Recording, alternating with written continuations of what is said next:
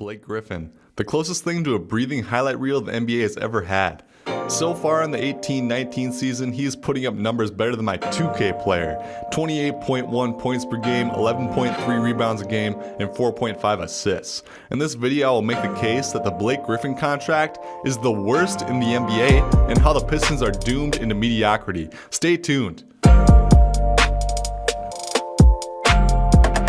I want to preface this video by saying, I actually like Blake Griffin. He might be the most exciting player in the NBA when he's at his best, and he's a very underrated passing big man, making him a solid teammate on the court. I would just never pay him this contract as an NBA GM. The Los Angeles Clippers gave Blake Griffin a $171 million contract over 5 years and then traded him 3 months into it. For good reason. Despite being a strong start to the 18-19 season, it will be surprising if he does not regress back to his mean when he's 9 seasons into his career. Griffin's 2017 advanced analytics would suggest he isn't necessarily worth his contract. PER is a formula taking into account every statistic on the basketball court: points per game, shooting percentage, rebounds per game, assists, etc. According to PER, Blake Griffin was the 45th best player on the basketball court in the 2017-2018 season. His raw numbers are relatively impressive: 21.4 points per game and 7.2 rebounds per game in 2017-2018. However, he also made 43.8% of his field goals, which is absolutely dismal for a power forward. Of players that made 300 field goals in the NBA, 22 power forwards had a better field goal percentage. Being he's the top paid power forward, you'd think he'd be a lot closer to number 1. As a matter of fact, 93 players had a better field goal percentage than his, including a large number of guards who obviously make more three-pointers than Blake Griffin.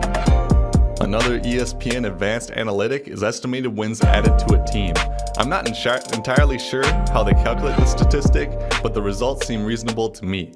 In 2017-2018, LeBron James led in this statistic at adding 27.3 wins to the Cavaliers. At 50-32, this would mean the Cavs should go 23-59 this year, and we're seeing that play out in real time. Last year, it is estimated that Blake Griffin added 8 wins to his team, number 47 on the list in the statistic, with the 5th highest salary. Now, he did miss a significant portion of the season last year, which brings up another issue with Blake Griffin. In addition to being inefficient, the last time he didn't miss over a quarter of the season was in 2014. But back to the fact that Blake Griffin has only brought 8 more wins to his team, opposed to him not being on the court, I'm just not convinced that having the best power forward or the best center will bring you down the best team in the modern NBA.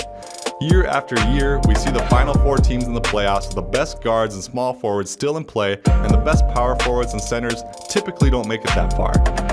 Even though the Pistons likely have the best front court in the NBA with Drummond and Griffin, they have been just under 500 with these 2 players in a weak Eastern Conference. Now, they don't have a great supporting cast, but maybe that's kind of my point. It seems easier to find a passable center on a lower value contract opposed to passable guards and small forwards in an era where stretching the floor and the 3-point shot is so important. It is for all these reasons that I say Blake Griffin is great for YouTube highlights, but bad for winning NBA games. I was tempted to throw him in my 5 worst contracts in the NBA video, and if you're interested in that, be sure to check it out. What do you think? If you're an NBA GM, would you pay Blake Griffin? Or would you trade him for Kevin Love, Kyle Korver, and J.R. Smith like a sane person? Hit us up in the comments below. Like the video if you liked the video. And for more videos like this, be sure to hit the subscribe button.